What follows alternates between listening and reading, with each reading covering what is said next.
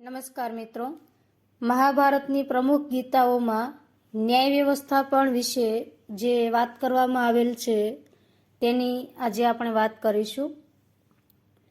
વર્તમાન સરકાર માટે ઉતથ્ય ગીતામાં ઉતથ્ય મુનિએ જે ઉપદેશ આપ્યો તે ખૂબ જ ઉપકારક છે.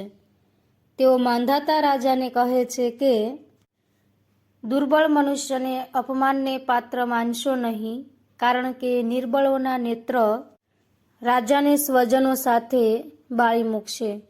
જે મનુષ્ય દુર્બળથી ભસ્મ થાય છે તેના કુળમાં કંઈ જ અંકુરિત થતું નથી, તે મૂળ સાથે નાશ પામે છે. માટે દુર્બળને પીડા આપીને તેની સાથે અન્યાય કરવો નહીં.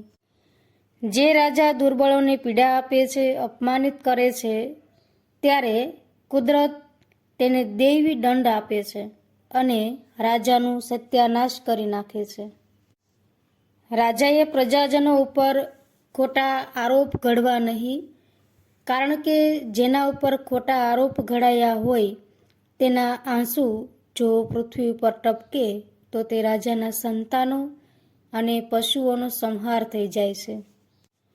ઉતથ્ય મુનિ કહે છે કે રાજાએ વાણી, કાયા અને કર્મથી સર્વનું રક્ષણ કરવું અને તેની ન્યાય વ્યવસ્થા એવી હોવી જોઈએ કે અપકૃત્ય કરવા બદલ પોતાના પુત્રને પણ ક્ષમા ન આપે, ત્યારે જ તેનું કર્મ ધર્મરૂપ બને. વળી તેઓ માંધાતા રાજાને ન્યાય અન્યાયનો ઉપદેશ આપતા કહે છે કે જ્યાં પાપીઓ પ્રગટ રૂપે ફરે છે ત્યાં કલિયુગ પ્રવર્તી રહ્યો છે એવું સજ્જનો માને છે. જ્યાં રાજા અયોગ્ય પ્રજા પર શાસન કરે તે રાજ્યની વૃદ્ધિ થતી નથી. માટે રાજાએ ખરેખર જે દોષિત હોય તેને સજા કરવી જોઈએ. સર્વ માટે ન્યાયનો કાયદો સમાન હોવો જોઈએ. રાજ્યમાં ધનચોરી, બળાત્કાર વગેરે થાય ત્યારે પંડિતો રાજાને જ દોષિત માને છે. માટે રાજ્યમાં એવો કાયદો બનાવવો જોઈએ કે ધનચોરી અને બળાત્કાર જેવા અપકૃત્યો ન થાય. ઉતથ્ય મુનિ કહે છે કે જે રાજાને દંડનીતિનું જ્ઞાન ન હોય તે રાજા પ્રજાનું રક્ષણ કરવા સમર્થ નથી. આવો અજ્ઞાની કાયર રાજાથી રાજ્યનું રક્ષણ થઈ શકતું નથી.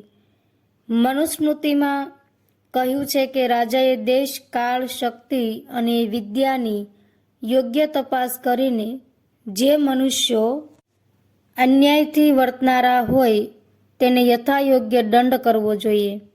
અયોગ્ય કૃત્ય કરનારને અવશ્ય દંડ મળવો જ જોઈએ. જે મનુષ્ય શિક્ષાપાત્ર હોય તેને અવશ્ય શિક્ષા કરવી જોઈએ. તેમ ન કરવામાં આવે તો બળવાન મનુષ્ય દુર્બળોને મારી નાખે છે.